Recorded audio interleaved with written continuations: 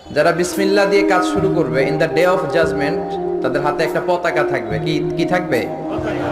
লেখা থাকবে বিসমিল্লাহির রহমানির রহিম। কিয়ামতের দিন এই পতাকা নিয়ে তারা ঘুরবে।